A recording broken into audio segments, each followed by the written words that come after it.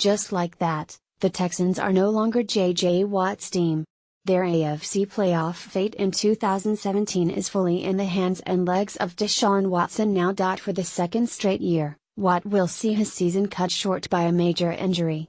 That means Watson, quickly warmed up as a red-hot rookie, needs to keep quarterbacking that way to give Houston hope over the final 12 weeks. It was heartbreaking for Houston fans to see Watt meet misfortune early in Sunday night's 42-34 home loss to Kansas City. But having Watson as the new fresh face of the franchise is a considerable consolation. Before Watt went down with a fractured tibia, along with fellow edge rusher Whitney Mercilus to a torn pectoral, there was a defense-first narrative in place. It went like this: now that Watson had sparked the offense, the Texans had a real chance to get to the Super Bowl because of their defense. The reality is, outside of the dominant Watt, the strength of the Texans' defense was overblown. Mercilus and Jadeveon Clowney weren't making as many big plays as their big names and highlights might suggest. The Texans' overall numbers going into Week 5 were pretty good, but outside of the one-dimensional prolific passing Patriots, they hadn't seen an attack as dangerous and complete as that of the Chiefs.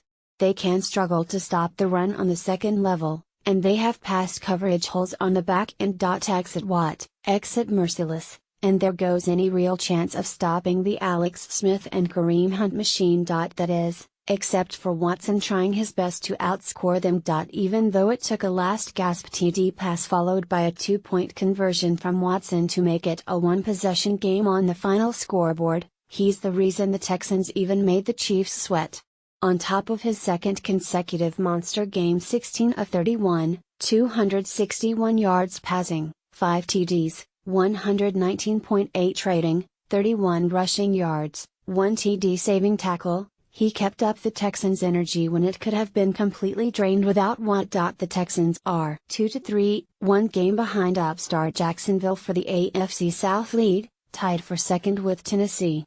The difference was the decision not to start Watson from the get-go over Tom Savage, which cost Houston the home and season opener against the Jaguars. That was a game in which Watt and the rest of the defense had little impact, but Watson could have had he not come in cold in the second half with his team already facing a 19-0 halftime hole. Since, Watson beat the Bengals with one big run, and beat the Titans with a ton of big passes. He fell just short in helping Houston beat New England and Kansas City. As great as Watt is, he could do only so much to carry the team given the nature of his position. He can be double-teamed at times, and contained in bigger games against top opponents. His best attributes can be neutralized when a team is running well inside and doesn't have to drop back to pass often versus his pursuit. Watson touches the ball on every offensive play, and always is a run-pass option. He's playing the game much like Russell Wilson and Michael Vick did early in their careers. He's doing whatever it takes, always looking for the home runs, while defenses don't know what to expect because he's not always doing it by the playbook, and there's not too much film on him. Yet. The Texans don't have a very good offensive line, but they have fine lead skill players in DeAndre Hopkins, Will Fuller and Bruce Ellington at wideout, and Lamar Miller and Rona Foreman at running back. Watson has lifted all those players, zoned in most with Hopkins and Fuller, who accounted for all of his TD strikes against the Chiefs.